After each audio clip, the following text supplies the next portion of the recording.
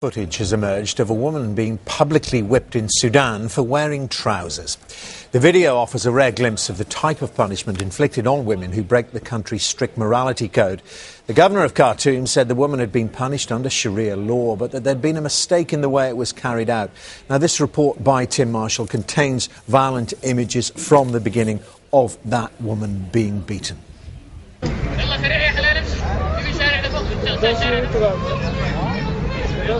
A frequent occurrence, very rarely filmed.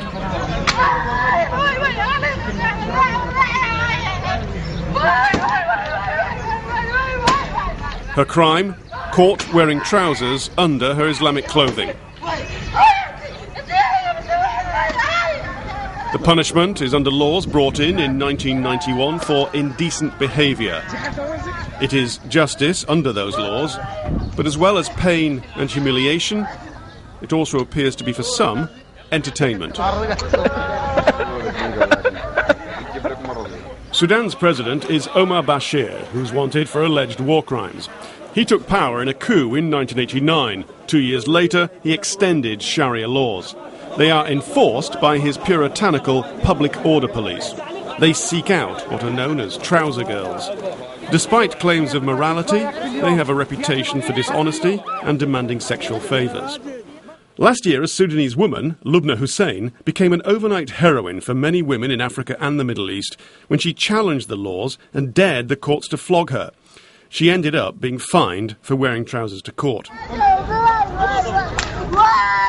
The government appears to be furious that these images were filmed, despite ordering thousands of such whippings every year. It's launched an investigation, saying there was a mistake in the way the punishment was carried out. It's unclear if this refers to the filming, the public spectacle, or that on at least one occasion the woman is struck in the face. Tim Marshall, Sky News.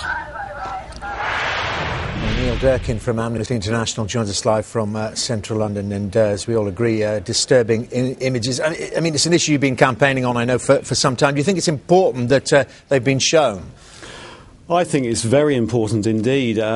These images are on YouTube, and I would urge caution, of course, as Tim Marshall was hinting, if any of your viewers want to go and seek them out. They are very distressing when seen in full. It is important. This is something that Amnesty's been trying to draw attention to, but it's very rare that you actually see footage. We have reports of thousands, as Tim's report was saying, of women and girls even being caught up under Article 152 of the Criminal Act 1991 in Sudan, which are basically moral codes over indecent dress. And many of these, we understand, are getting subjected to up to 40 lashes, sometimes fines, sometimes prison sentences. It's contrary to international standards, and actually it's contrary to Sudan's own constitution, Article 33, I think it is. I mean, but the pressure doesn't seem to have been having an effect so far. I mean, what more pressure can be brought to bear on a country like this? Well, I think these images will have much more impact, actually, probably, than a letter-writing campaign or something of that nature, good though those campaigns can be. And I would urge Sky viewers to support Amnesty's ongoing campaign pressing President Bashir to repeal these laws altogether. But I think these images will have a dramatic effect. I don't understand what they mean when they say, oh, that punishment was carried out in an incorrect manner. Surely any punishment of that nature is incorrect by its very nature. Well, just taking that up, Mr. Durk, I mean, you've always got to be careful, haven't you, in situations like this, not to impose Western standards on other cultures and religions.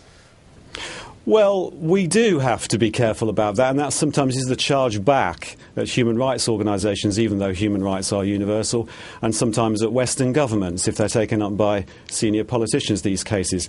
However, we are talking about cruel, inhuman and degrading punishments. I think that's clear to everyone that's seen those images. And as I say, Sudan has its own constitutional safeguards, supposedly, against these kinds of punishments. It's completely incomprehensible that they retain Article 152, this particular code.